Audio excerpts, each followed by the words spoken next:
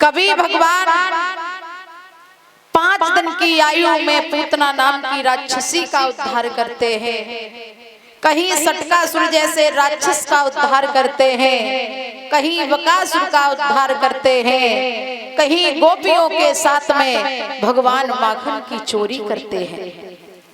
गोपी का अर्थ होता है गो माने इंद्रिय और पी माने वश में करना। जिस व्यक्ति ने अपनी हर इंद्रियों को वश में कर लिया हो वो गोपी के समान होता है। अनन्य लीलाओं को करते हुए भगवान श्री कृष्ण जो है कालिया नाग रमणदीप का रहने वाला है, पुनः रमणदीप के लिए भेज देते हैं। परीक्षित ने प्रश्न किया, महाराज जब ये कालिया नाग रमणदीप का रहने वाला था तो फिर ये काली दह में क्यों रहता था? श्री सुखदेव जी कहते हैं कि हे परीक्षित,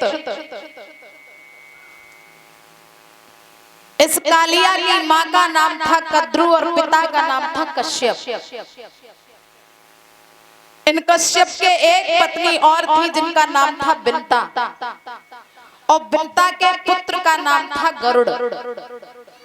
एक बार बिन्ता में और कद्रु में ये बहस चल रही थी। कद्रु कहती सूर के घोड़े काले हैं और बिन्ता कहती सूर के घोड़े श्वेत हैं। बहस चलती रही अंत में हल ये निकला कि चलो देखने के लिए चलते हैं और जिसकी बात झूठ होगी बस सही बात वाली की दासी बन जाएगी। जैसे ही देखने के लिए गए तो सूर के घोड़े काले नहीं, सूर के घोड़े श्वेत थे। श्वेत घोड़ों को देख करके अब तो बिन्ता के मन में विचार आया कि क्यों न कद्रु को दासी बनाया जाए। तो बिन्ता ने कद्रु को दासी बना लिया। दासी बन करके रह रही। एक बार नागों ने अपनी मैया से पूछा, माँ तुम इनकी दासी बन के क्यों रह रही हो? तो जवाब दिया है कि बेटा ऐसी बात थी, मैंने कहा सूर के घोड़े काले और इसने बिन्ता ने कहा सूर के घोड़े श्वेत हैं। जब देखने के लिए गए तो सूर के घोड़े काले नहीं श्वेत ही थे, इसलिए मैं इसकी दासी हूँ। नान कहने लगे, मैया इतनी छोटी सी बात के ऊपर अगर तुम्हें दासी बना लिया है तो तुम चिंता न करो। आज नाग वहां से गए, सूर के घोड़ों के ऊपर लपेटा लगा गए।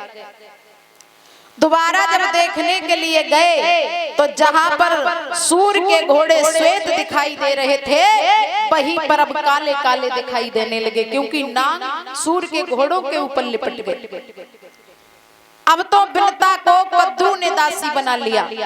गरुड़ ने जैसे ही देखा तो गरुड़ वहां से गया और अपनी चोंच के द्वारा मार मार करके छुटा करके नागों को फेंकने लगा।